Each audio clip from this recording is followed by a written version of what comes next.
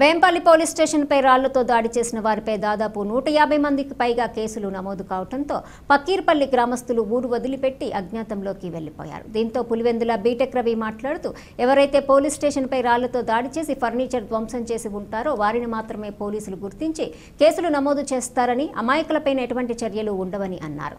పక్కీర్పల్లి గ్రామస్తులు ఎక్కడున్నా తిరిగి రావాలని అన్నారు. ఏం జరిగిందో పోలీసుల వారికి స్పష్టంగా వివరించాలని కోరారు. జగన్ సొంత కాన్స్టిట్యున్సీ, జగన్మోహన్ రెడ్డి ఇక్కడే ఉన్నాడు. ఒక ముస్లిం మైనారిటీకి చెందిన మైనర్ అమ్మాయి చనిపోతే దాన్ని రాద్ధాంతం చేసి అది స్టేట్ వైడ్ ఒక ఇష్యూ చేయాలా, శాంతి భద్రతని పెద్దగా ప్లాన్ చేసి ఒక స్కెచ్ చేసి మొత్తం వేంపల్లిలో ఉండే ముస్లిం యువకులంతా ఈరోజు కేసులు ఇరికడము, ఇబ్బంది పెట్టడం జరుగుతుంది. అసలు ఒకటి అర్థం కాలే, నా మీద 2-3 మామూలు కేసులు ఉంటేనే నాకే పాస్పోర్ట్ రాలే. వేంపల్లిలో ఉండే ముస్లిం యువకులంతా భవిష్యత్తులో కువైట్కు, సౌదీకి ఎక్కడ పోయేటోళ్ళు, వాళ్ళందరికీ పాస్పోర్ట్ రాకుండా ఇప్పుడు అందరినీ ఇబ్బంది పెట్టే పరిస్థితికి ఈరోజు వాళ్ళంతా కూడా తీసుకురావడం జరిగింది. నేను ఇంకోటి కూడా చెప్తానా, వేంపల్లిలో ఉండే ఎవరైతే ఇప్పుడు అందరూ వీళ్ళకి రిక్వెస్ట్ కూడా ఏంటంటే, చాలామంది ఇప్పుడు వేంపల్లిలో లేకుండా ఊరు ఇడిచి వెళ్ళిపోయినారు, పోలీసు వాళ్ళు వస్తారని భయపడని. నేను ఈ పత్రికాముఖంగా చెప్తానా, మా ఎస్పీ గారికి కూడా రిప్రజెంటేషన్ ఇచ్చి చెప్తాము. అన్యాయంగా ఒక్క ముస్లిం మైనార్టీకి చెందిన ఒక అబ్బాయి కూడా ఈ కేసులో ఇరుక్కుంటే మాత్రం మేము సహించము. అది జరగని పని. ఎవరైతే నిజంగా ఆ రోజు నినాదాలు చేసి పోలీస్ డౌన్ అన్నారో, ఎవరైతే అద్దాలు బోలగొట్టి డిస్టర్బెన్స్ చేశారో, ఎవరైతే ఈ స్కెచ్లు అంతా గీసి దీనికి ఇదంతా ఇప్పుడు ముస్లిం మైనార్టీకి సంబంధించిన వాళ్ళు చనిపోయినారు, జరుగుతుంది. అక్కడికి ప్రజాప్రతినిధులుగా ఉండే మాజీ జెడ్పీటీసీలు ఇద్దరు రావడం ఏం పనింది? వచ్చినో లేదని ఉంటే పెద్ద మంచి తరగా సర్దాలా చేయాలా.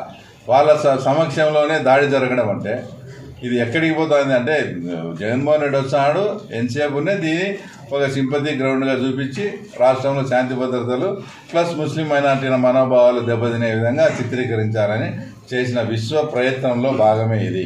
కాబట్టి నేను అందరికీ దయచేసి ఈరోజు మా డిఎస్పీ గారితో కానీ వాళ్ళతో మాట్లాడతాము. వాళ్ళ ఇంట్లో పక్కీర్పల్లె వాళ్ళ లేడీస్తో కూడా మాట్లాడతాము. అందరినీ కూడా రమ్మని చెప్తాము. ఎవరు ఏం దానికి భయపడాల్సిన పని లేదు.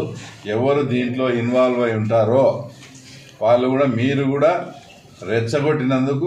రెచ్చగొట్టినబడి ఆ కార్యక్రమానికి పోయినారు తప్ప మీకు కూడా అసలు ఉద్దేశం లేదు. కాబట్టి మీరు కూడా అంతగా భయపడాల్సిన పని లేదు.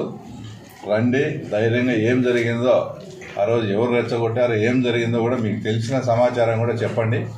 మేము కూడా పోలీసు వాళ్ళకి కానీ మా ఎస్పీ గారికి కూడా మొత్తం విషయం అంతా చెప్పి, నిజంగా ఆ రోజు ఎవరైతే ఉండారో యాక్టివ్గా ఉండి చేసినారో ఒక 20 మందో 25 మందో ఏదైనా ఉంటారు. ఈ 100 మంది 500 మంది 1000 మంది ఎవరు మీరు ఊర్లు ఇచ్చాల్సిన పని లేదు. ఈ ప్రెస్ స్టేట్మెంట్ పత్రికా ముఖంగా కూడా మీరు చెప్తానా, మీరు ధైర్యంగా వేంపల్లికి రండి. మా పోలీసు వాళ్ళకి కానీ ఎస్పీ గారికి కానీ చెప్పి మీకు సంబంధం లేకుంటే మిమ్మల్ని రక్షించే బాధ్యత మొత్తం మా టీం అంతా కూడా మేము తీసుకుంటాం. ఎందుకంటే మేమేం ఎక్కడో అడవుల్లోనూ ఇంకో చోట లేము. మేము కూడా వేంపల్లిలో ఉన్నాం. మా వాళ్ళంతా కూడా వేంపల్లి స్టేషన్ కాడ ఉన్నారు. ఆ రోజు ఎవరు చేసినారు ఎవరు చేయలేదనేది పోలీసులతో పాటు మా వాళ్ళకి తెలుసు, ఇంకోరికి తెలుసు. అన్యాయంగా యూత్ను దీంట్లో ఇరికించే ప్రయత్నం చేసినా, తర్వాత యూత్ని ఏదన్నా మ్యాన్ హ్యాండిల్ చేసే ప్రయత్నం చేసినా కూడా మేము దీన్ని తీవ్రంగా ఒప్పుకోము, దీన్ని ఖండిస్తాము.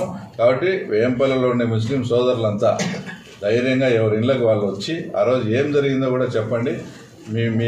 మీకు ఏమి కాకుండా చూసుకునే బాధ్యత మేము, తర్వాత మా వేంపల్లి పోలీసు కూడా తీసుకుంటుంది. వాళ్ళు కూడా దీన్ని ఇది చేయాలని కానీ, దీని ఏదో అడ్వాంటేజ్ తీసుకోవాలని కానీ వాళ్ళు కూడా, మీరు ఒకటి కూడా గమనించాలా, అది ఏం జరిగిందో ఇంకా నిర్ధారణ కాకముందే పోలీస్ స్టేషన్కి వచ్చి ఆ రకంగా దౌర్జన్యం చేయడం కూడా పోలీసు వాళ్ళు కూడా చాలా అవమానంగా కూడా ఫీల్ అవుతారు, అవమానంగా కూడా భావిస్తారు. కాబట్టి వాళ్ళ మనోభావాలు కూడా గుర్తిరిగి వాస్తవం ఏందో చెప్పి ఈ కేసు నాటి క్లోజ్ చేసే విధంగా మేము కూడా చేస్తాం. మరొక్కసారి మీ అందరికీ చెప్పేది ఏంటంటే,